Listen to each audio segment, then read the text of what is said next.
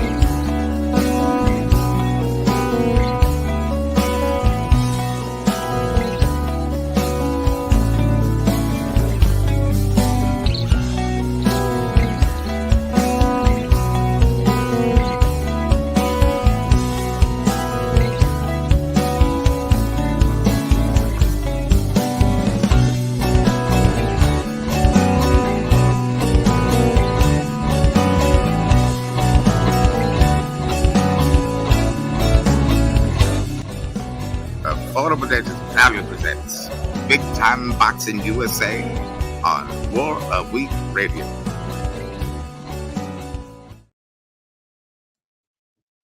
Guys, welcome.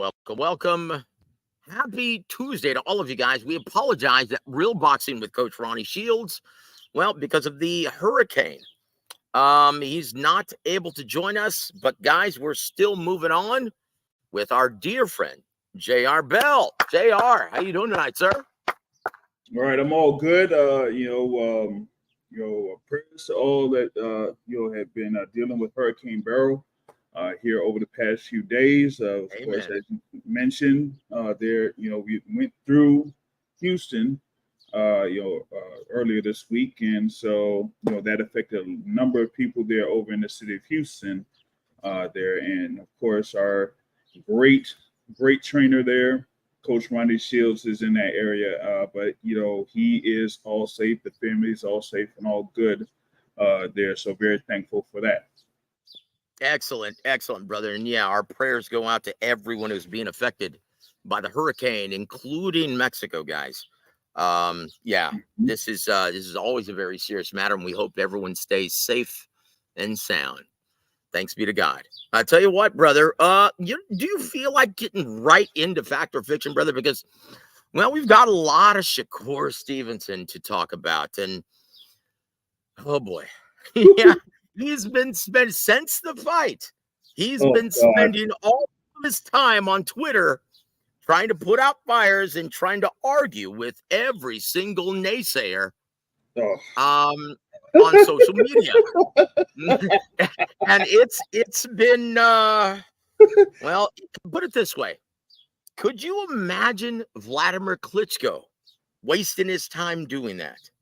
Oh my God. And look how many critics came out whenever he fought. How about Lennox Lewis? Oh my gosh. Well, the social media wasn't a huge presence back then, but I'm talking about Vlad. Yeah. Oh yeah. I mean, come on, man. WrestleMania 2021 and 22 combined in all of his fights. Yeah. But you know what? He never spoke ill of any fans. He understood that they were the real bosses of boxing. Mm-hmm. So when are these jackalopes going to learn, these young fighters, Teofimo Lopez, Devin Haney, Ryan Garcia, now Shakur Stevenson? What is wrong with these kids, man? And you know what? I'm going to say it. It's only in America. Only in America, baby. These young, entitled, well, I'm not going to use the Coach Gogi word, but yeah, man, these guys, when are they going to learn? When are they going to learn that it doesn't pay? It only hurts. There's nothing positive that can come of this. Your thoughts on this before we do fact or fiction, my friend? The quote go Coach James Kogi. Oh, those motherfuckers! No, it's just Yeah. I was going to avoid that, my friend, but now that you opened the floodgates. But seriously, let's go to this, Big James. Hey, we ain't ducking and dodging nobody. It's time for fact or fiction.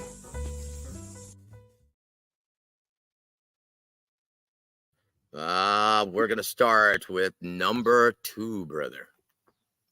Golden Boy will force a purse bid between WBC mandatory challenger William Zepeda and incumbent champ Shakur Stevenson later this month, and Top Rank will not make a bid. Fact or fiction? well, for that one, I am leaning towards a fact. Wow. Say it ain't so, James. Yeah. Well, I mean, it looks like, Golden Boy is making a few moves to enforce William Zepeda Segura to become the mandatory challenger for the WBC lightweight championship. Yes, William Zepeda is pretty much the top rated fighter, or number one, basically in all of the sanctioning bodies there in the lightweight division. It's just a matter of, okay, which route will he pretty much go? And well, with Tank Davis leaning towards having a unification bout with Vasily Lomachenko for the WBA and IBF lightweight title, you have either Dennis Berinchik or Shakur Stevenson. And with Shakur Stevenson being at right now a free agent, that is a good option for Golden Boy to push for a purse bid there. And yeah, Top Rank will not make a bid because, as we know, Shakur Stevenson turned down an average of $3 million. Oh my gosh. Minimum. Oh my gosh. Oh my gosh. Per fight. Not 3 million like locked in. No, I'm talking about 3 million minimum guarantee. Yep. I was told the same thing, brother. Now look, James, I know Andre Ward isn't that stupid. Neither is Jay Prince. They're the ones who brought him to Top Rank. Because Andre Ward always wanted to be promoted by Top Rank, not Goose and Tudor Promotions. Right? Would this be the handiwork of Big Brother in Little Brother's ear, Terrence Bud Crawford? Well, I mean, he was in attendance at Newark on Saturday. He was in his corner. Basically. I wasn't, I didn't get over to basically that side of, where he was at.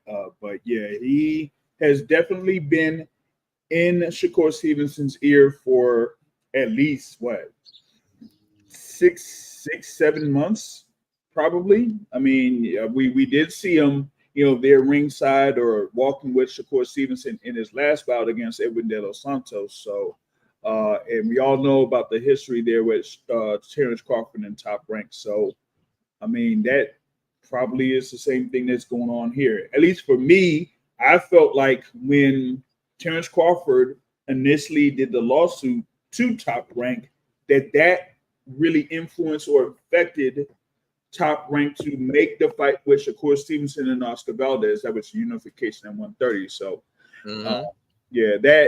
I think that Terrence Crawford definitely had an ear into what Shakur Stevenson was doing here.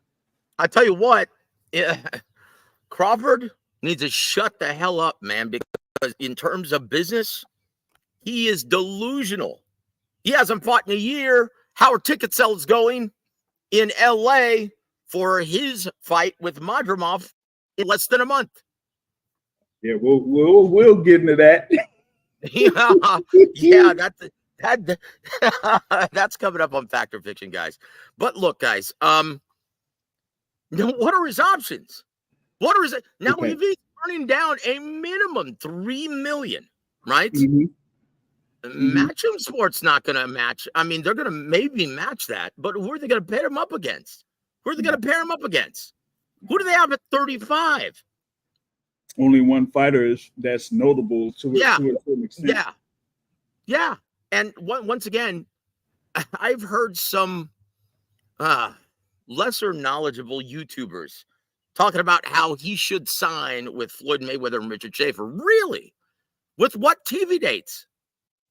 Who's the matchmaker over there? Richard Schaefer would most likely be the matchmaker, but the thing about No. Richard Schaefer's the business guy. He doesn't know diddly about putting together a good match. That was Don Chargan, Eric Gomez. How many great matchups did he put together with what was that failed Parabellum, whatever it's called? Probellum. Yeah. How many great matchups did he put together with that brain trust? Mm-hmm. And the thing is with Schaefer is he's like a quote unquote floating promoter of sorts. Well, look, he does have a few fighters here and there, but Richard Schaefer, right? He's now working with AXS.com. And he's working with a wrestling alliance as well as combat sports league. So he does have access to some TV dates. But access, no pun intended. Who the hell knows? Like, who the hell watches that shit? Yeah, that. Oh, Refugio. Refugio says, wasn't Andre Ward, welcome to the show, sir. Wasn't Andre Ward promoted by Antonio Leonard Promotions, a.k.a. Jay Prince? That was his management team. Yeah. He is promoted by Goose and Tudor Promotions. And then what was that failed Jay-Z organization? What were they called? Rock Nation. Rock Nation. Yeah. No, that was a brilliant move by him. Look, guys, to not take Top Rank their generous offer. Now keep in mind, guys, once again, it was reported by ESPN that was their top rated, top rank main event. Yeah. This year so far. That was over 1.3 peak, was it? 3 million peak. According to Keith Heidick, I think who reported it earlier this morning. Yeah, Keith Heidick. Yeah. So why wouldn't you re-sign with Top Rank? What other network can produce those numbers on a regular basis? Like you don't like, right? Because here's the thing, right now, right? 1.25. 1.25. Very good. The thing is, as of right now, there is only one promotional company that has a partnership or a network deal with like an actual like cable network that could be distributed pretty much everywhere. It's only one. Yep. And that's Look, DAZN, guys, DAZN, they still don't have 500,000 subscriptions. Yeah. They don't, not in the U.S. market. Yeah. Now, I'm sorry. And once again, sympathizers for DAZN, and well, it's just pom-pom wavers, fanboys, fangirls would probably be more appropriate. Those idiots would like to tell you, oh, well, they've got access all over the world. Look, that makes no sense, and it's of no consequence when you're trying to build an attraction in the U.S. market. How often do you see Shakur throughout his entire career fighting in the UK or in Japan or in Australia? You're right. So that's of no consequence. Don't even bring that crap up. Oh, well, they've got millions worldwide. Who cares? He's from New Jersey. From New Jersey. Like, what's the point of talking about what other countries have if they're only going to have a very, very, very small percentage of viewership when it comes to what happens in American boxing? Yeah. Dude, I'm sorry. This is the most logical choice. And it's obvious that TC has been in the ear of Shakur Stevenson and given him some terrible business advice. Oh, man, Bob Arum's a racist. Really? Blaze sure picked one hell of an industry to get into if he's a damn racist. Come on. You can't keep blaming your terrible business decisions on racism. This is nonsense, guys. Nonsense. Oh my gosh. You know what, though, about that? Yeah.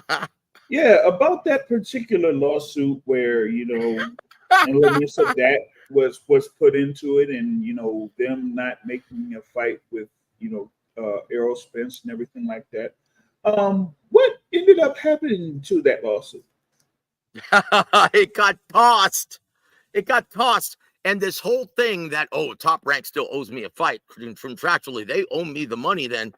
No, that was thrown out too. You know, And why? thrown out, they settled. They settled? Yeah, that's what I read. No, it was thrown out, and here's why. Because Terrence Crawford forgot that any time in his contract, and I know this, I talked to Bruce about this, any time that you're offered a fight and you turn it down, that's one on your contract that is stricken from their Top Rank's obligation. And guess what? He had forgotten that he turned down an offer to fight during COVID. Well, at least one of them, yeah. Yeah, that was the one that he owed, apparently. That was nonsense. It was nonsense. Once again, Terrence Crawford got, 3 attorneys to represent him when he left Top Rank? Yeah, 3. How many of those guys are actually knowledgeable of boxing and contracts in boxing and just the business in general of boxing? None. Zero. Zilch. Chingao. And yes, that's right. James with the number. He was there recently. And we're going to talk all about his observations during that event, including Shaki Foster. Yes. Did I say that really? I love Oshaki. He's a great kid. But look, guys, I think Top Rank actually put him in the co-main event to make Shakur look exciting. Because I'm sorry, guys, watching that fight live was almost like watching paint dry. It made, in comparison, Shakur look like William Zepeda. Well, we'll get into that eventually. Yeah. No, let's get into it right now, my friend. I tell you, well, no, let's move on to Fact or Fiction, right? Well, let's say hello to our dear friends in the chat before we do that, because we're already 20 minutes in almost. Guys, I want to give a big shout out to our brother Tycho TV. Welcome to the show, sir, and thank you for supporting Warwick Boxing. And my brother Big Luke. Oh, how are you doing, my friend? I consider everyone family, but love you, Big Luke. You've been with us from the beginning, my friend. You're like a brother. Top Dog Podcast. Thank you, sir. Warwick, making the Don proud up in heaven. God bless you for saying that. Don Chargan. I'll tell you what, taught me everything I know about this business. The good and the bad. Yeah. And my brother, Rob Gonzalez, is going to be making his pro debut in a couple weeks. A little over a month on August 24th in San Antonio at the Shrine Auditorium. Thank you for joining us, my friend. Love you, bro. Also, my brother G Funky Boxing. I tell you what, guys, please keep our brother and his family, G Funky, in your prayers. God bless you, my friend. And hopefully, and I know this, that the Lord will grant you his healing grace and wrap your entire family in his loving arms. The most perfect and absolute love you will experience on this earth, in this existence. In the name of the Father, and the Son, and the Holy Spirit, amen. Thanks be to God. God bless you, G Funky. We love you, my friend. Also, my brother Jesus, and saludos to you, man. Thank you for always supporting the show. And Jesus M says, do we know pay-per-view Tank versus Frank numbers? Yes, we do. It did a little under 170,000 purchases. That's from my guy who works at Foxtel Global, right? So he's privy to all of this stuff, right? So you can take that to the bank James, let's stay on this for a second. Were you a bit surprised when, one, Dan Raphael floated out fake numbers again, and two, at the low number that actually was produced by this, well, very scintillating pay-per-view card in the American market? Well, yeah, especially for number two, because given the card that it was, as far as like, at least for me, three of the four fights that were on the main pay-per-view card, I thought it would have been attractive enough to get some good numbers on there. But with what you stated there, that isn't not that much more than, like say for example, David Benavidez versus Caleb Plant, Nope. so to speak. So I was really surprised about that. But it kind of like goes into some one thing that you've been bothered at for years, and I've been bothered at for years in reference to the ability to access things easily without putting money where your mouth is. Well, look, I will say this though, it's the fans. It's the fans. Because from what I'm being told, I don't have the exact number right now, but Nate Diaz versus Jorge, I don't even know what his name is. What's his name? Jorge Masvidal. Masvidal. Yeah, I don't follow UFC. But from what I was told, not only did it do a spectacular live gate, right, at the home of the Mighty Ducks in Anaheim, but it also did very good pay-per-view numbers that dwarfed Tank versus Frank. I don't have the exact numbers right now. My guy, but you know what? I wouldn't be surprised. He said it did well over 300,000. I wouldn't be surprised if it did that, given their history, in MMA, given the, what I'd say, like fans in MMA in comparison to fans of boxing. I wouldn't be surprised at all at that. It's the fans, guys. Yeah. Now, once again, the UFC clientele, they've been, he's Dana White, say what you want about him. The bald prick. Yeah. He's done a great job of training his clientele to support the product financially. Now, to boxing diehards' defense, they only have one product that they follow religiously. Us, diehards, if they want to watch every fight, they've got to spend a lot more money. Mm-hmm. But come on, guys. It's like support the big pay-per-views, support the big events, subscribe. Now I know I know this is Biden economics, but come on. Yeah, Bidenomics. Bidenomics. Chingao, dude.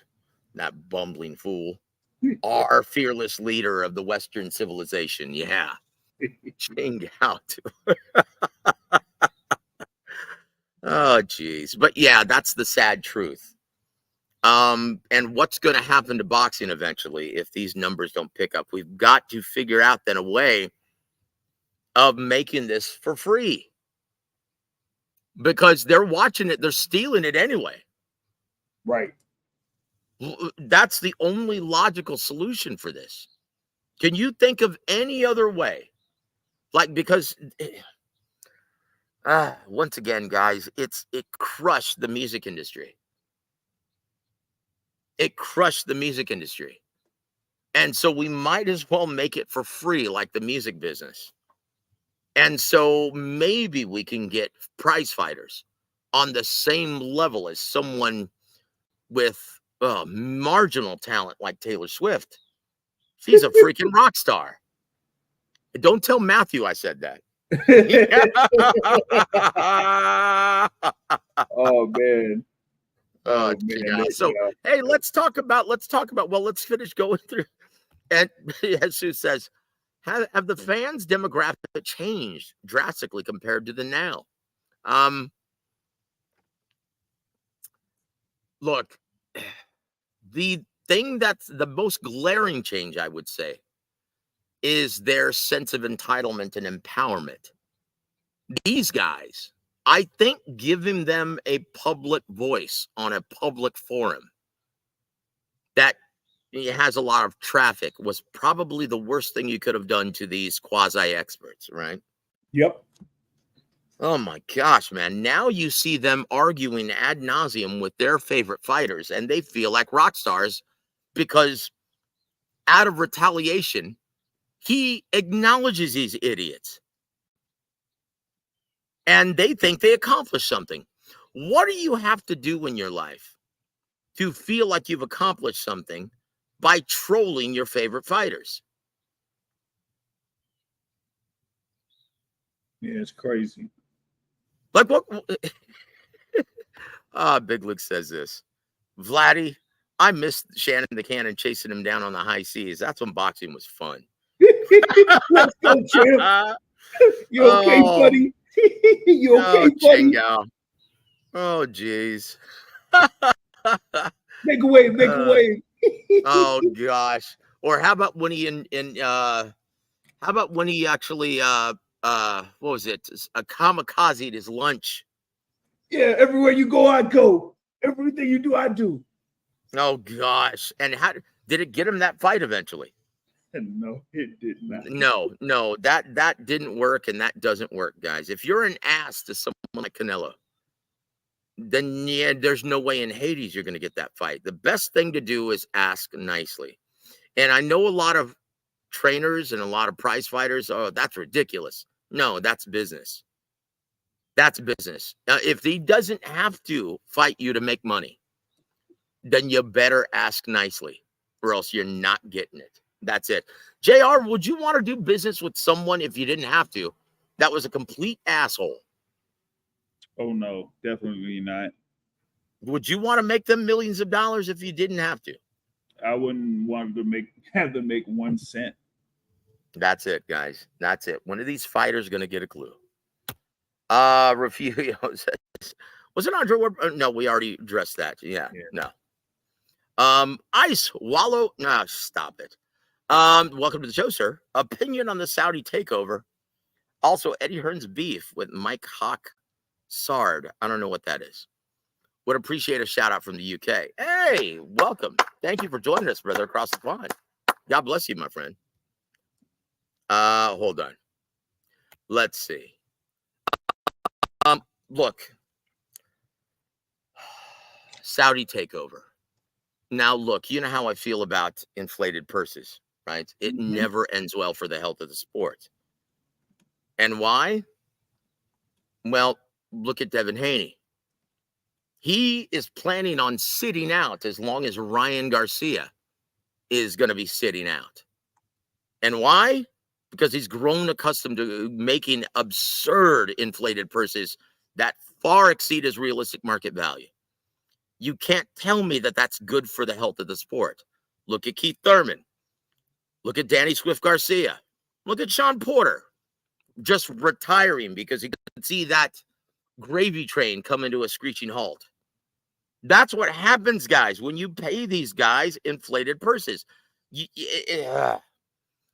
Look, I will say this. One thing I couldn't stand about Don King when I found out, as well as Bob Arum, what they used to do, they used to pay these guys fair market value and then coax them into blowing their entire check during the week of the fight and the week following the fight. Oh, you know what? You deserve this. Live like a king in Vegas. This whole resort, your room is paid for. Go to the crap tables. Live like a king. Have a great time. Go to the shows. Go to the buffet. And then what happens when they blow their entire check? They've got to borrow money from the promoter, or they've got to book another fight 2 months later. Now, I thought that was a terrible practice until I saw how the health of the sport benefited from that. Did you see Oscar De La Hoya's documentary talking about that? Bob Arum talking him into blowing his entire check. And so he's like, well, next thing I knew, a couple weeks later, I had to fight again out of necessity. Now, that's a terrible practice, but hey, if it benefits a sport, yeah. So that's a conundrum there. That's Yeah. a huge problem. Like, what do we do? There has to be a happy medium, Big James. Yeah, that does. But you know, it's a long way from that happening. I'll tell you that. So we've got on one side all of the fans trying to justify why they should use the Fire Stick or steal the event. And then on the other side, oh man, I risk my life in the ring. But look, if you fight like Oshaki or Shakur, you ain't risking shit. And then you're Mhm. asking for millions? Ching out. This, come on. And where are the fans? Everyone in this business, then what happens? What do we do? What do we do about this? And once again, Saudi, unless they are completely committed to boxing for the long haul, the same exact thing is going to happen here. You're going to see guys refusing to fight because they've been paid absurd, like Crawford's purse for the Madrimov event. Did I tell you what that was, James? No. That's over $16 million, brother. Oh my God. How much do you think he's going to expect to fight Canelo Alvarez? And that's coming up on Fact or Fiction as well. But look, Punchy. No, sweet amber tonight, my friend. But thank you, man, for joining us, sir. But hey, look, I'm gonna let you give your final thoughts on this because I have to go take a Veda test real quick, sir. Yeah. So as you were, sir, and I'll be back in 1 minute. All right.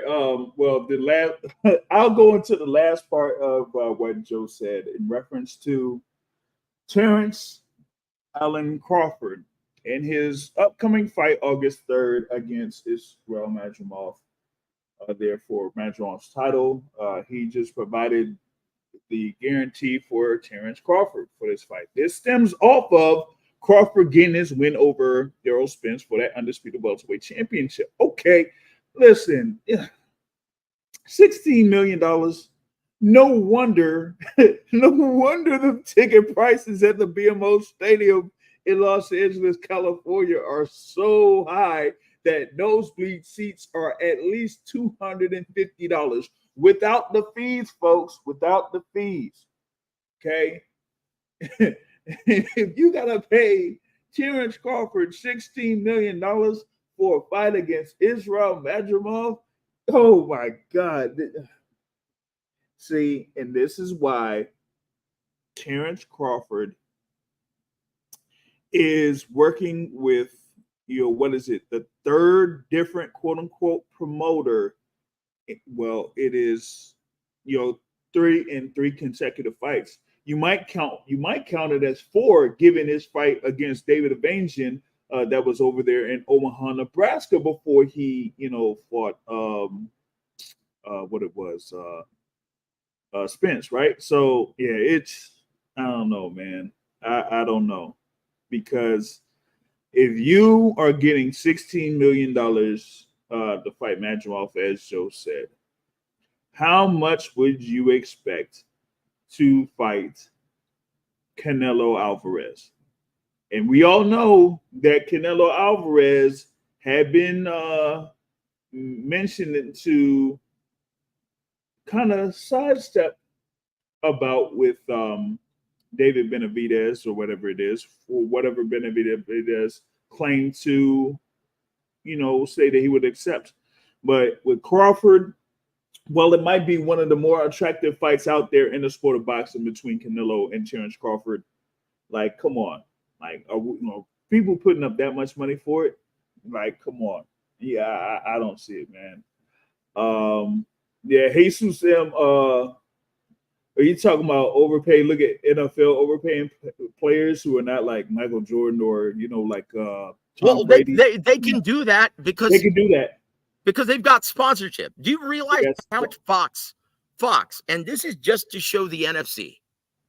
Do you realize how much Fox paid the NFL to show the NFC? Over $1 billion. Because so yes, and then when you've got CBS and NBC and now Amazon paying over $1 billion to show a game. NBC pays over $1 billion to to the NFL just to show the Sunday night game of the week. And apparently they're making their money back because they keep doing it. So guess what? The NFL, they can afford to overpay their players. Now, when there's not that kind of money coming in from sponsors or fans, why on earth do these guys, how can they justify still asking for these huge purses that don't? Now, look at Shakur's gate. What was the gate, JR? The attendance there is 8,412. Does that justify $3 million minimum? And just so folks know, you know, the full venue was not quite open until, you know, probably like days before. But the 100 level seats or whatever it is, like the high part, the 100 level seats, you could pretty much get those for about, you know, what, $50 plus $70. So, like I said before, if the New Jersey State Athletic Commission is very forthcoming with their information, we will definitely be able to get those gate receipts for that event, and you'll see how much money they actually made there at the gate. Well, look, I will say this. Punchy. You sound like a hypocrite when you preach buying the fights and you have friends like Bruce Gass and give him a pass. Look, he's on a fixed income. I know he just monetized his channel and he just came into some money. God rest the soul of his mother-in-law who left him a bunch of money. And so according to Bruce, he is purchasing all of these events now. And he did that because he decided to monetize his channel. Well, one thing Bruce is not a hypocrite. So shut up. Thank you for joining us, Punchy. And here's another one. The question is, how do we know if his numbers are fake versus yours? Where's the evidence? I'll tell you where the evidence is. Who's Tank Davis and his brain trust negotiating with right now out of necessity? James, would you like to give him the answer? Top rank for a fight with Vasyl Lomachenko. So after keeping everything in-house throughout his entire career, why would he decide to negotiate with Vasyl Lomachenko now? I rest my case, sir. Yeah. Anything else, Punchy? Anything else you'd like to get off your chest, sir?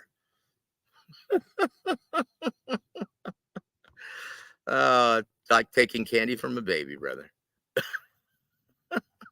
Oh, here it is. So, LeBro, welcome to the show, sir. Boxing is about winning by hitting and not getting hit. Not getting hit just to please certain fans when you have the talent to not get hit and lack of KO power. That's all fine and dandy until the fans refuse to pay for your events and support your events with ticket sales, right? Look, the fans have always been in this business the real bosses of boxing until they stop financially supporting the product. And that's what we have, guys. So Shakur's been going off, right, on Twitter, been lambasting fans. Oh, screw you guys. F you guys. Man, I don't F with you guys anymore. F you guys. You aren't my boss. Well, as a matter of fact, they are, Shakur. And whoever gave you that horrific business advice, you would be wise to retract your statement and be nice to the real bosses of boxing. Unless you can see this, well, maybe being fruitful. Now, is he trying to wear the black hat? Is that his ideology now? Is that his business strategy, James? Well, that's probably his best route, is to have a heel turn of sorts. But here's the problem. That not that many people really liked him in the first place. Yeah. And there it is, brother. Jesus M says, I thought Turkey, Al Sheikh, pays the fighters. And yes, he does. Right? Crawford versus Israel Madrimov is, yeah, that's right. So I thought he doesn't care. He overpays it. Yeah, that's the problem. He's doesn't care now. But how long is he going to continue to not care? That's the problem. Yeah, that's the problem, problem, guys. But and you could get to the point where if he's, done with this basically and says, hey, you know what? This investment isn't working all too hot for me. Eventually, just fizzle out and phase out. Now, what are those fighters going to do? Because, okay, yeah, I got paid such and such by Turkey, so I may expect to get paid around that same range with these other guys. No, you won't. Yeah. So that's it. And so once again, what are they going to do? What are they going to do? Yeah, they're going to pull a Mikey Garcia and choose to retire. Keith Thurman, Danny Swift Garcia, Sean Porter. The list will go on and on as long as this continues to happen. Right? And that's the problem. That's not good for the health of the sport. Toby, once again, welcome across the pond, brother. God bless you, my friend, and thank you for always supporting the show. Also, Heidel Galvez, welcome to the show, sir. No Rick tonight? Nope. That's going to be tomorrow night, guys. Real talk with Rick Glazier. And boy, he's got a lot to say. Yeah. And look, something tells me that he's not going to want to give the Golden Boy game plan away. And he's going to say, if I press him on this, oh, no. They're going to go for Baranchyk first. Now, James, in your opinion, would it be the most advantageous and smartest decision to go after Shakur right now when he's a free agent, and why?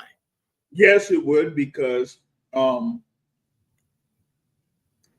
you could have here is a situation similar to what happened with Devin Miles Haney. It had been about a couple months ago, or pretty much like a month ago, where the WBC had, formally named Sandor Martin the mandatory challenger for Devin Haney's title, and the fight went to purse bid.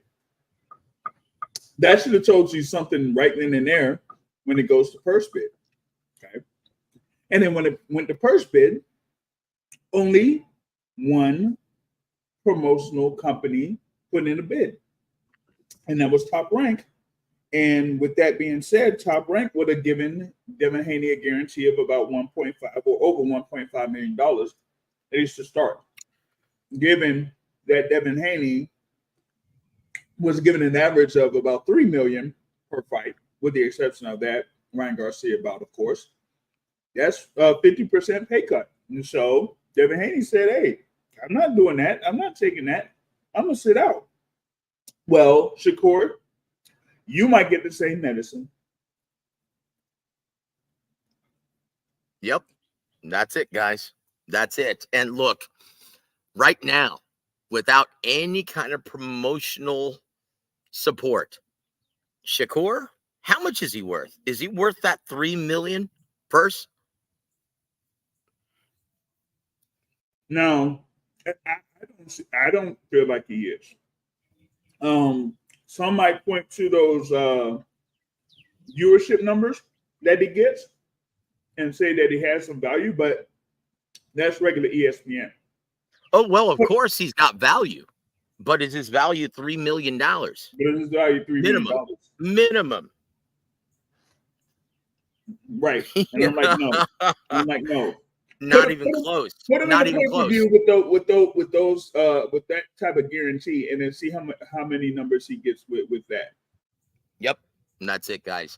Once again, it puts the fans in a terrible position. What happens when you overpay fighters like Haney, Prograis? Did that fight deserve to be on pay-per-view, guys? So now it puts the networks in a terrible position where they're going to lose money.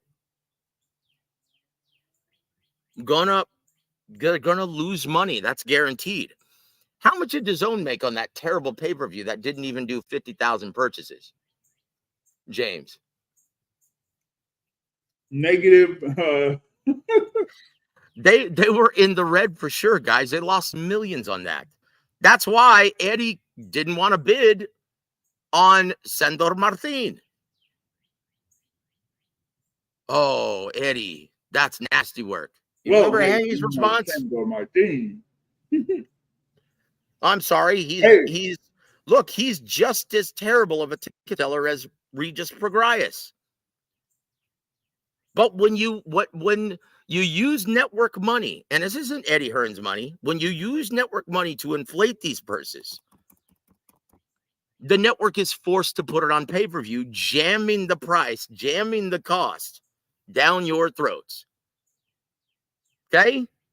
Eddie needs to be, and once again, this is why Golden Boy Promotions, who actually deals with the same network, is getting all of the TV dates in America. That's why. So here it is. Jesus says, Joe, I'd rather want boxers to retire. Well, look, it's going to be the same result either way. If you'd rather them retire with more money, fine. But they're going to be put on the shelf or just be forced to retire. And they're going to get replaced with young boxers anyway. But look, it puts everyone involved in a terrible situation because you can't just snap your fingers and a big attraction. We don't have the same luxury that the NFL does. One of the reasons why the NFL can charge so much money is because they've got that built-in fan base, regardless of who wears that jersey. Okay? Dude, you've got decades of building that fan base. James, how long does it currently take to build a superstar attraction in boxing? Does it take a year, 2 years, 3 years, 4 years? How long? A long time. That's why, guys. That's why this is so bad for the health of the sport, Jesus. Surely you got to understand that, guys.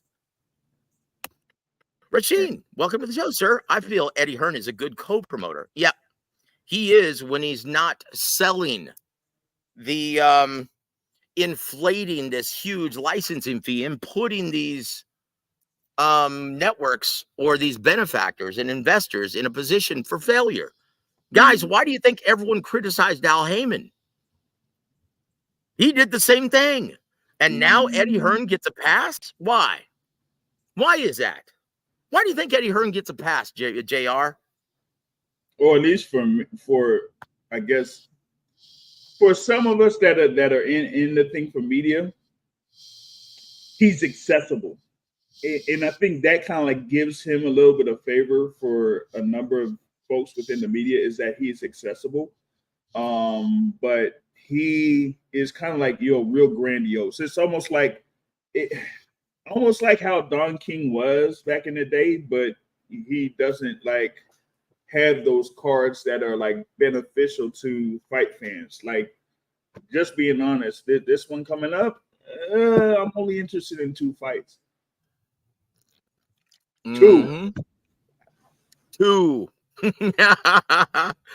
And we're going to get to that a little bit later. But guys, we're lagging behind. Let's get with fact or fiction. And let's play the theme song again, shall we, guys? Hey, we ain't ducking and dodging nobody. It's time for fact or fiction. Number 2. Yeah. Here it is. 2. Justice Shakur's most recent effort on ESPN was the highest rated in 2024 thus far. Janabek Ali Manala versus Andrei Mikhailovich will prove to be the lowest for Top Rank this Saturday night. Fact or fiction? Absolute fact. Oh, Chingao. Oh, geez. When you have Janabek Anim Haluna as your future fighter on ESPN, yeah, good luck getting any type of ratings for that. I think to Top Rank's defense, the undercard looks very good. We've got the return of Raymond Murataya, and I for one am really looking forward to that. Yeah. What else? There's someone else on the card that I'm really looking forward to seeing as well, and I can't remember off the top of my head. Who else is on that card, brother? Do you know? Let me see if I could Yeah, I'm trying to Can you pull it pull that up, please, sir? Yeah, thank you, my friend. because I'm gonna see what that card is. Like I said, you got Murtai there versus Tevin Farmer. Let me see. Oh, Ruben V is gonna be on there. Ruben Villa, big ticket seller in Southern California. Yes, sir. He's going to be fighting Undefeated on the card. super I'm featherweight Lopez. really looking forward to seeing him back in the ring. And guys, if you want to hear the latest interview with G Funky, it's still on his channel. Go check that out, guys. You look, guys, this is not good news for Top Rank. It's almost like they do their damnedest and spend millions to cultivate attractions from the prospect level. And then what happens? As soon as these guys start getting whispers in the ear of bullshit, nonsense, terrible business advice, they go off and try to seek greener pastures elsewhere. Why? Why? Look, and so ESPN and Top Rank, they're like, well, look, it looks like we're going to have to start putting together some big events. Okay, to try and let these guys know that, yes, there is gold at the end of the rainbow, but you guys have to do your part. Quit being such assholes on social media. I don't care if these fans are assholes. Hey, you know what? Take it like a man. This is what you asked for. All right? Promote your brand. Be nice. Smile, even if you don't want to. And hey, we'll do our part as well. And we'll try to put together the big events. And look, I don't know how SHAKUR is turning down this deal with the memo saying we would love for you to fight the winner of Tank versus Vasyl Lomachenko. So with that said, how on earth is he turning this down? I don't understand it. Terrence Crawford. Yeah, gotta be Terrence Crawford. The poison pill. I talked about it on Sunday with my podcast, and someone that both of us are familiar with said that he'll likely get more than that with one fight with Tank Davis. But I'm like, okay, but what else is after that? Well, here it is, Heido. And Heido does this. I says this. Does it feel like Top Rank is downsizing? They don't do the arenas that are 10,000 plus. They like doing small venues. Are they cheap or running out of money? No, they're smart. They're not in the business of losing money, but they're just shooting for par. They've gotten lazy and not lazy. They've gotten complacent. But it's a smart business model rather than losing money like PBC. And they're not in the business of shitting on biting the hand that feeds them, so to speak. So they want to keep a product that's cost effective where everyone will make money, including the fighters. But after they get that site fee from the casino this Saturday, and after they get that licensing fee from ESPN, James, they feel that they've done their job. Is that good or bad? It's two-sided to me, because the thing about it is with their deal with ESPN, they're trying to make sure they have what they need in order to make those dates and be consistent with those dates as possible. But with that being said, you don't really have the opportunity to either have like big fights or pretty big cards that'll have a number of high-profile fighters within your stable that you could make one good card.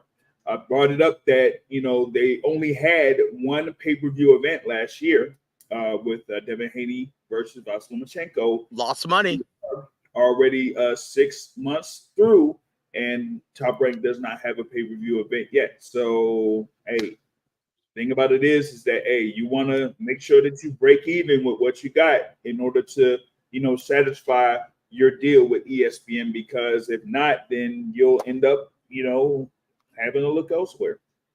That's it, guys, and I hope that explains it, Heido. And yeah, it's a catch-22 now, isn't it? It's catch-22. But I'll tell you what, let's move on, guys. It's getting kind of late. And we've only done 2 fact or fiction. Damn. Here we go. Number 3. I want to get your opinion on this, my friend.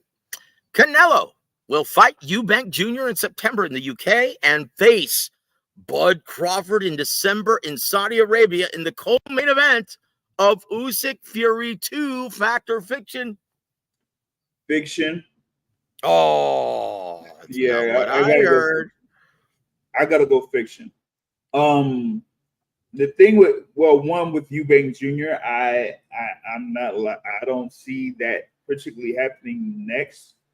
And the thing with the UK, I just do not see Canelo Alvarez going to the UK because I don't feel like they would have the money to attract Canelo to make that trip over there.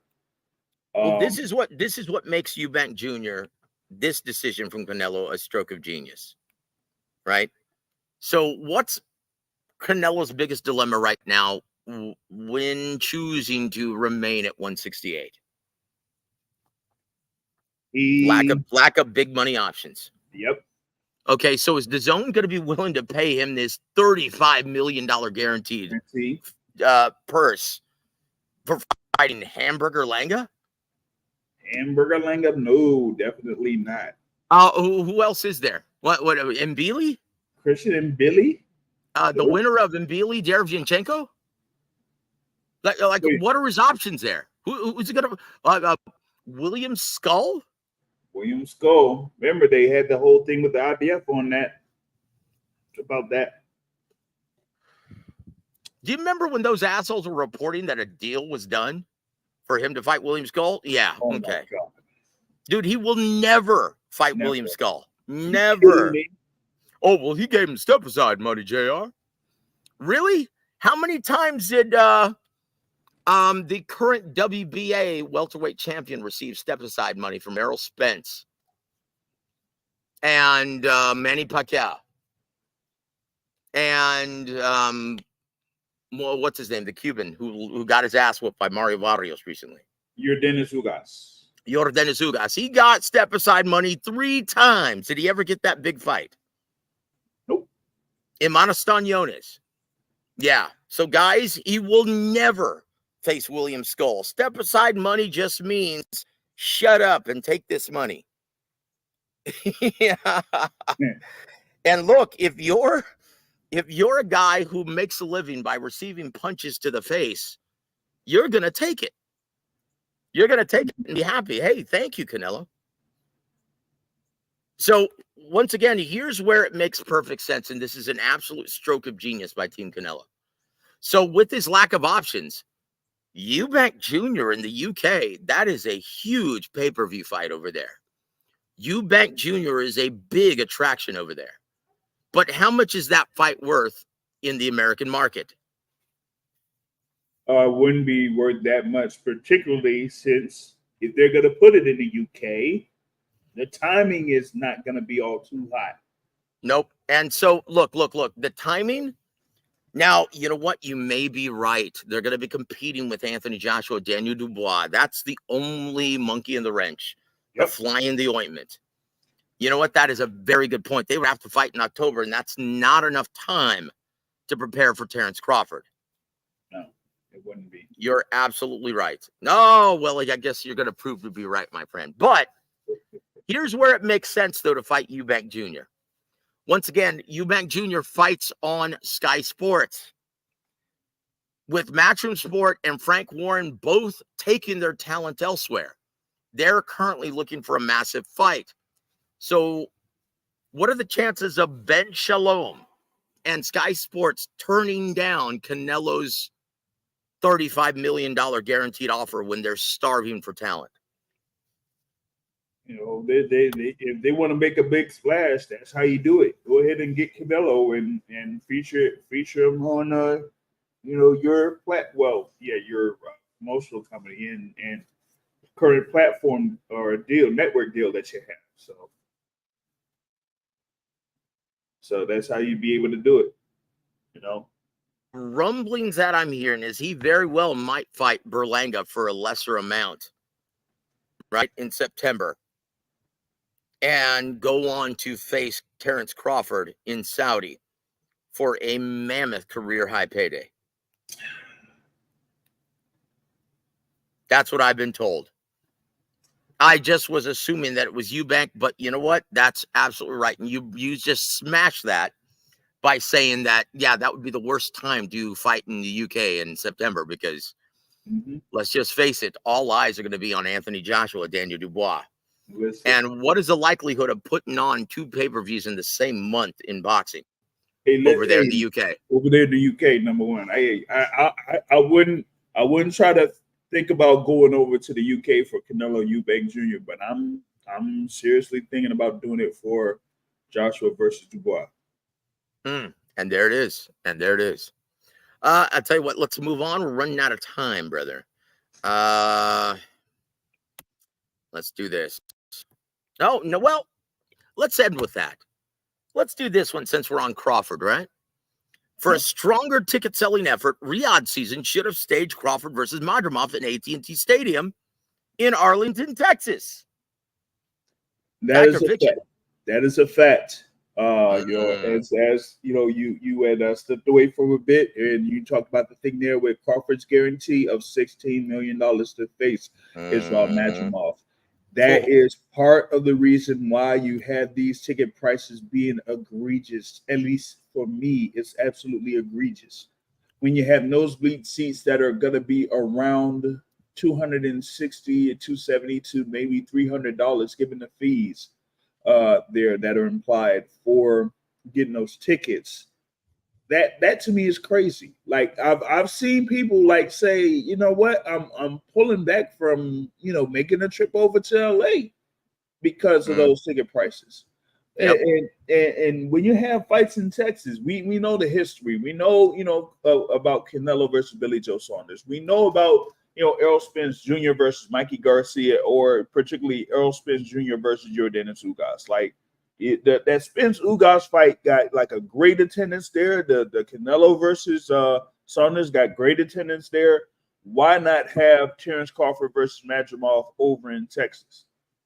Especially if they're going to be actually going forward with that fight between Errol Spence Jr. and Sebastian Fundora. Why not have it at the same venue? Look, I still think, and where's the announcement for that fight? Yeah, I don't think it's going to happen, brother. And once again, why? Because PBC is OOB, brother. And until I see anything that tells me differently, yeah, they're OOB. That's the rumbling. Nothing on the boxing calendar. And after tanking, losing money, no pun intended, right? Yeah. Who's going to fund that effort? Who's going to invest in PBC? Turki Al-Sheikh refused to.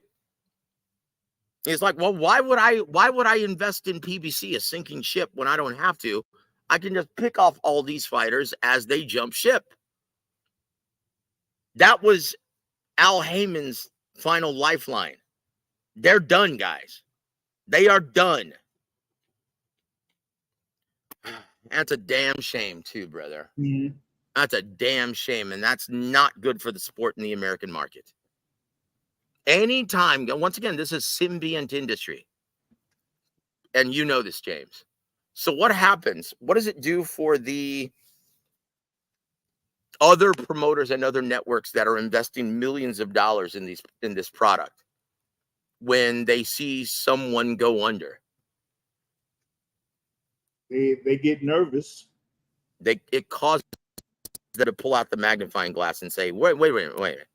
Is our product, is this cost effective? How are we doing? Are we making any money? Guys, it's not good.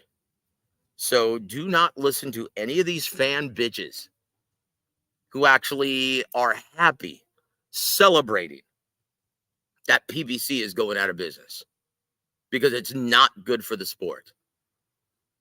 Not good for the sport.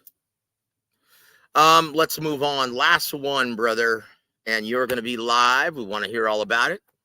Teron Boots Ennis will demolish David Avanesian to become boxing's biggest attraction on the East Coast and will face Conor Benn later this year in Atlantic City. Fact or fiction? This is a half and half. It's a fact, of course, with the first part. The second part, I feel, is a fiction.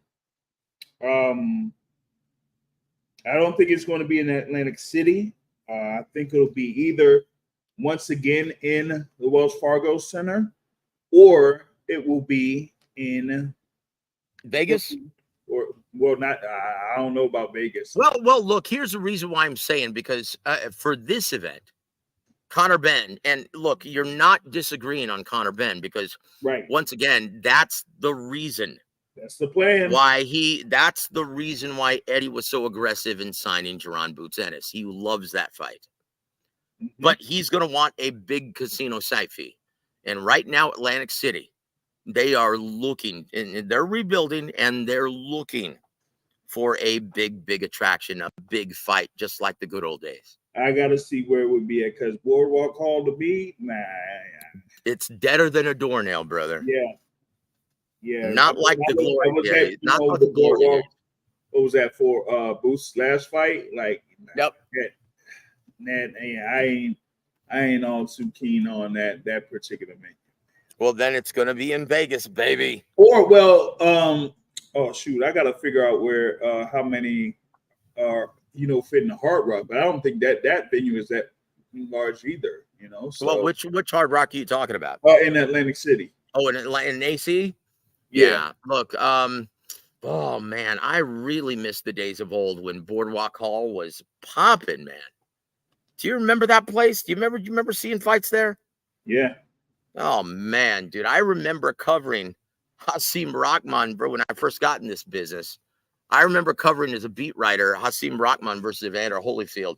Do you remember the Easter egg fight when his head just he looked like the Elephant Man? It was grotesque. Yep.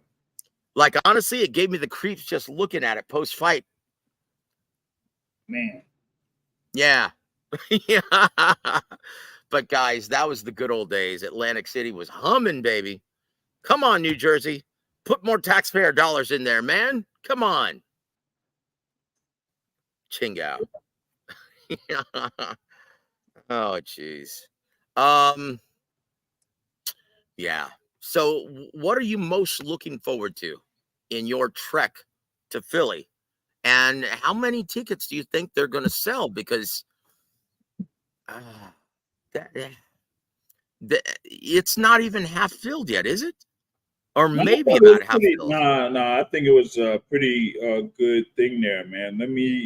I'll see if I could get to this thing here. Because that place holds. That's a home of the 76ers. That's a big arena.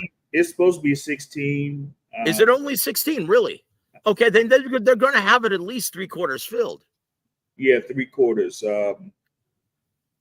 Boy, I tell you what, that is how about 400 tickets available for the event. So that is just proof positive how hungry Philly is for a big time boxing event, an historic boxing city. Mm-hmm. Great job, and this is one of the times where I have to applaud Eddie Hearn in the American market. Now, once again, we already know what kind of job he does in the UK. He is a great promoter in the UK. And he has a history of building big attractions in those regional markets. And he does a fantastic job in the UK. But in the US, not so much. Paying Danny Jacobs $10 million to fight Julio Cesar Mijo Jr.? Paying Mikey Garcia? Mikey Garcia $7 million for at the Star over in Frisco too, man. You know what? I avoided that fight because I knew, and it was a great undercard. But I avoided that because I'm like, dude, I'm not making the trip up there to see that matchup. Shit. Like, honestly, I'd rather go to Six Flags. Shit. But anyway, man, have fun when you go and cover this fight. You said cover. Oh, okay. I don't want to talk about that on the air, my friend. But I'm sorry. That sucks, dude. I'm gonna have to give Kevin Rooney a ring about that, man. That's not good. But lately, well, I'll tell you off the air. Kevin's been, you know, Yeah.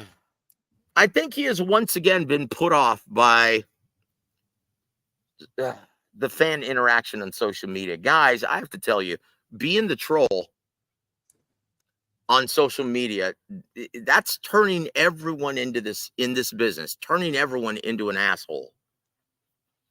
Guys, stop it, please. Show some respect for these prize fighters.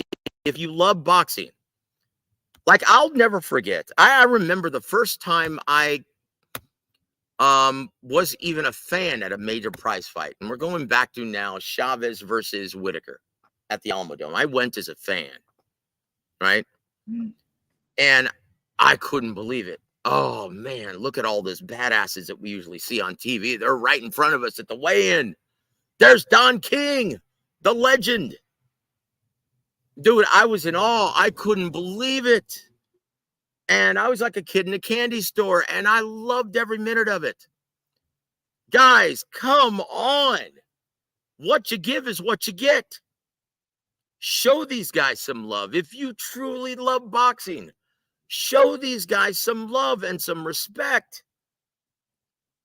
Quit being an ass. James, would you like to add to that, brother?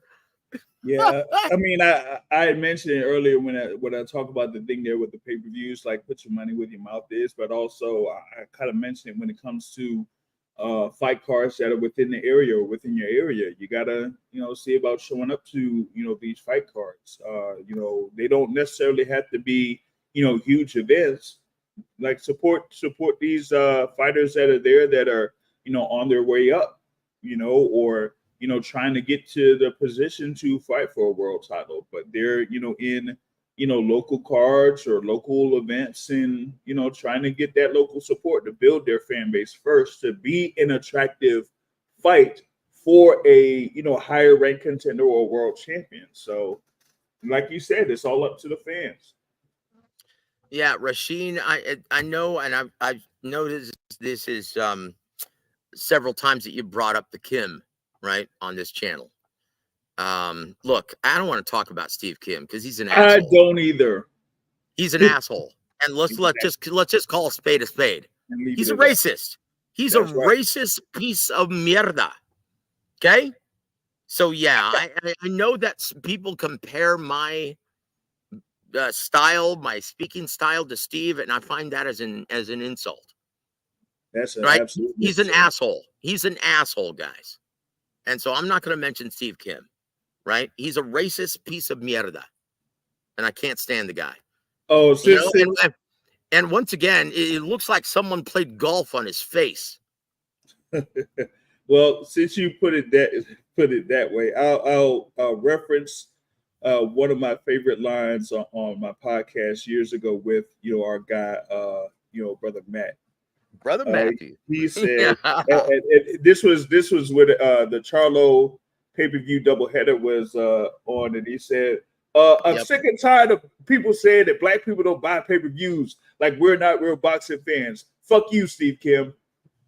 Oh, yeah. Hey, right on, dude. Look, and when you compare it to numbers these days, I think the real number was a little over 76,000. Yeah. Yeah. How's that looking compared to Benavidez Andrade? So shut up. Look at this. Look at this. Look at this. Yeah. Refugio's got the beat. Steve Kimmy. Look, it wouldn't surprise me if he were not only a racist, but an alphabet person. Because he does listen to Anita Baker when he's training. Yeah. I think you might have missed it earlier, but we can't put it on the Jumbotron. I think someone kind of mentioned that earlier. Really? Oh, ching out, dude. Look, I love me some classic 80s music, but to work out with Anita Baker? Come on, dude. Come on. Hey, brother. That is not your fault. You didn't know, Rasheen. We love you on this show, man. God bless you, brother. And thank you for always supporting the product. But yeah, he says, Steve Kimmy said he better not catch Shakur. What? What, are you going to blow a kiss and hug him? Puto? Oh, jeez. Kimmy. What is that? His tranny name? What is that? I have no idea. All right, brother. Well, I guess that's as far as we're going to take that. So, yeah. Is there anything that you'd like to talk about that we didn't bring up before we wish everyone an excellent evening, sir? Oh man, let me see there, because I mean okay. You know, we're saving this for the last. Oh yeah, you can go ahead if you got another one. Big James. Big James. Well, no, we're saving this for last. Big James. Did you feel a lot like Mark Kriegel, who was butthurt that yeah, he was scoring the fight one-sidedly for O'Shaquie Foster? Did you agree with him and believe that it was a robbery in Newark, or do you believe what do you believe Bob Arum saying, no, you know what? You shouldn't even bring up CompuBox numbers. That's someone playing a damn video game. Your thoughts on the O'Shaquie Foster verdict? O'Shaquie Foster won that fight. You know, clearly won that fight. He, like, I feel like he schooled Robson Conceição. You know, given the history of Conceição, not just with, you know, his. You mean you didn't give any points? You mean you didn't give any points for that high five right hand of Robson Conceição? Robson Conceição, no, I did not.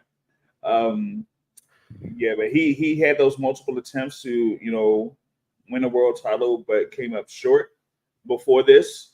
I thought that initially there with Foster, he did much better in this particular fight than he did in his last bout against Abraham Nova. And that he just made Robson Conceição just look really average in that particular bout. And for a couple of judges that didn't really have that much experience in world title fights or like big fights like that, give Robson Conceição at least 7 rounds. No, that was like off kilter. I'll say this from what I was told with one of the guys within Top Rank. He was paying attention to Mr. Moretti that was there on Carl Moretti.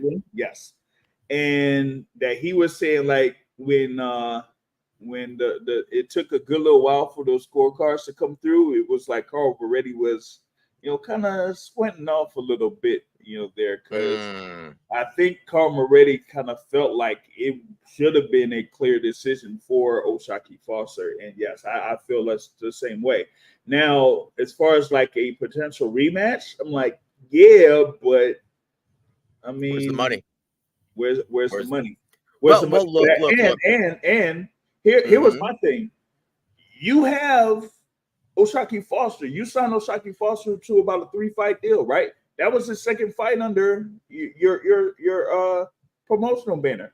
You could have had him in a unification with the winner, potential winner, of Emmanuel Navarrete versus Oscar Valdez. Yep, that's and right. Now you got this. Yep. Well, look, to let you know, you're in good company, because James Gogi scored that fight 8-4 in favor of O'Shaquie Foster. So you're in very good company, my friend. I'm not saying you're right, but you're in very good company, my friend.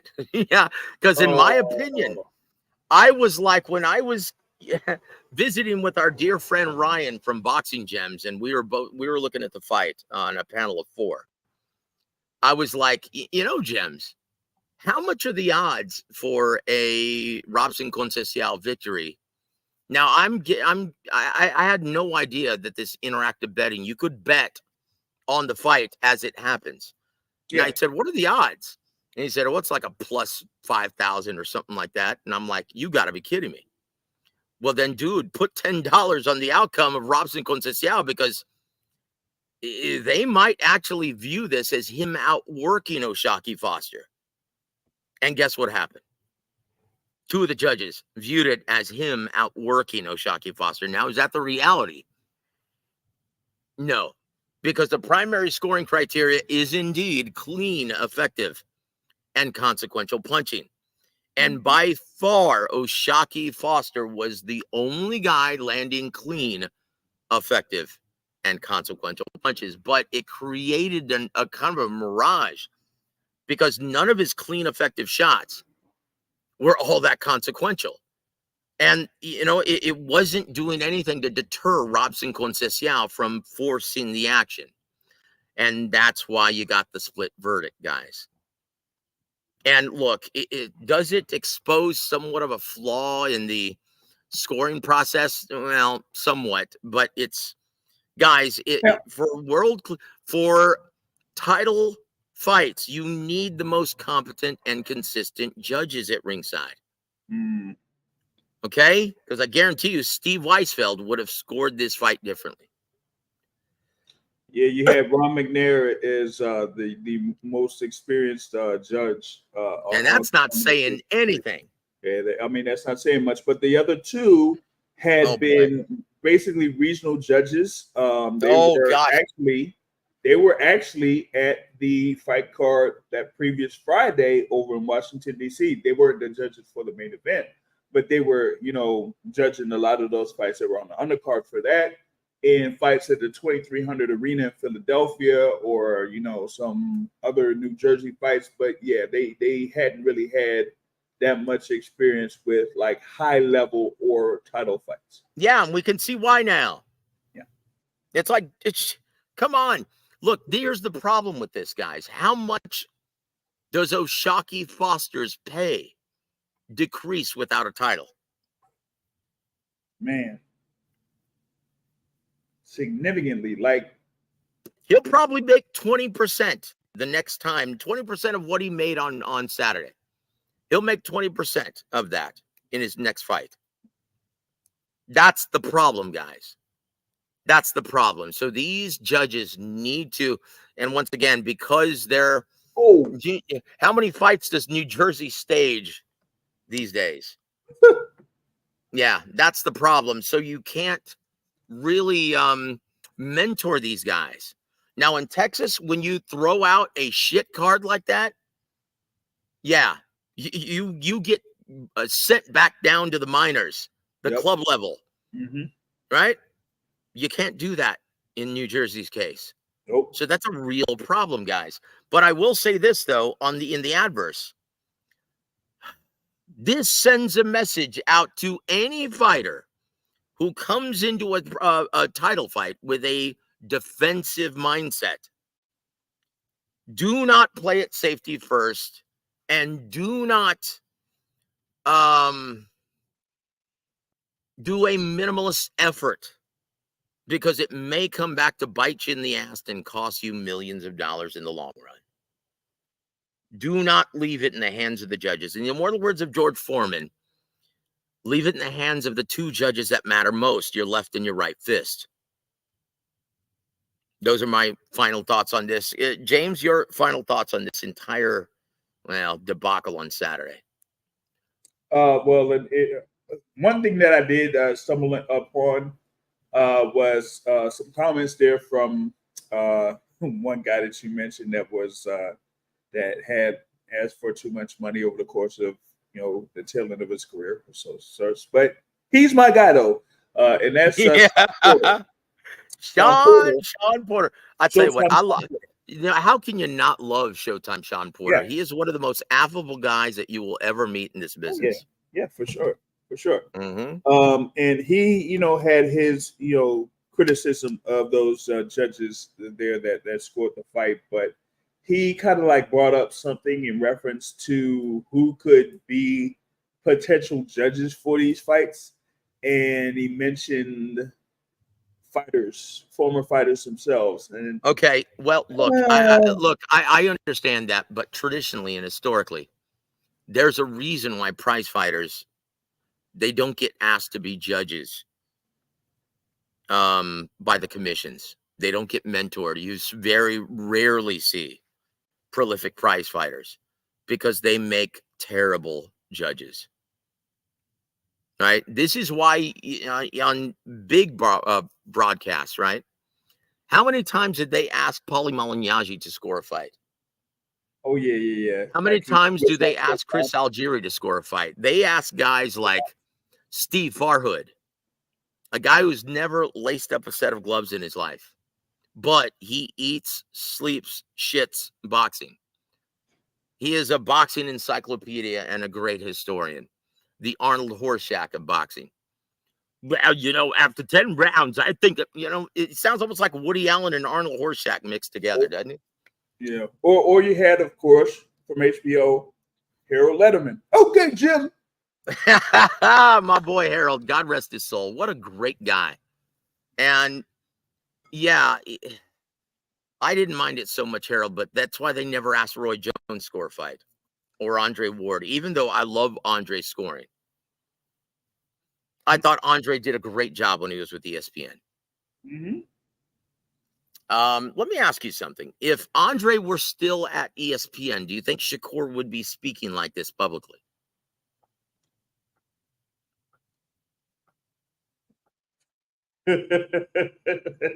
Silence says it all, brother. Silence says it all. And there it is. But I will say this, though. What do you think of the last thing I'm going to ask you, because we're already running on almost 90 minutes. What are your thoughts on all of the criticism concerning Shakur's brilliant performance on Saturday night? Do you think it's merited? Man, it's like half and half, but I think it's what I would say, not quite biased, but like it's coming from past experiences, whether it's what he's done inside the ring or outside the ring. And of course, like one of the most noticeable things that was there for that particular fight was his gear and what he had on his trunks. In the back of his trunks, he had Twitter son. Oh, Twitter son. Yeah. And now, as you see, he's blocked Mike Coppinger. He's had a back and forth spat with Mason Cameron. It's getting crazy. Yeah, Shingao. Shakur, why do you continuously choose to bite the hands that feed you? Yeah, I mean, think about this. It's like, okay, you could be a heel, right? Yeah. But don't be a Kevin Durant type of heel. No, you know what, dude? And once again, I don't ever it's cool to be a heel in wrestling, right? And it's fun. If I were a wrestler, I always wanted to be the heel, like Ravishing Rick Rude. Cut the music. Like Roddy Piper. Want you to keep I want you San Antonio Sweat Hogs to keep the noise down while I show these lovely ladies what a real man looks like. Hit the music. I love that. Or the $1 Million Man. Oh, you penny pinching peons.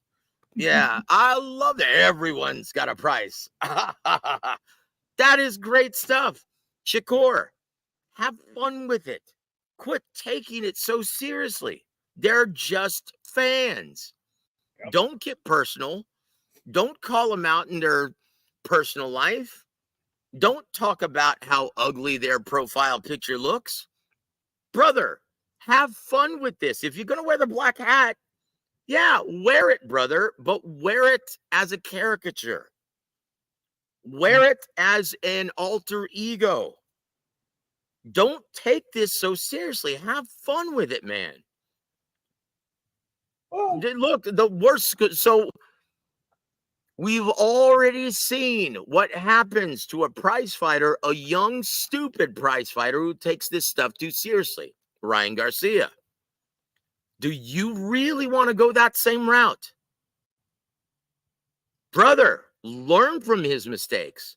Have fun with this shit if you choose to wear the black hat. Okay? It will do your career major justice if you do.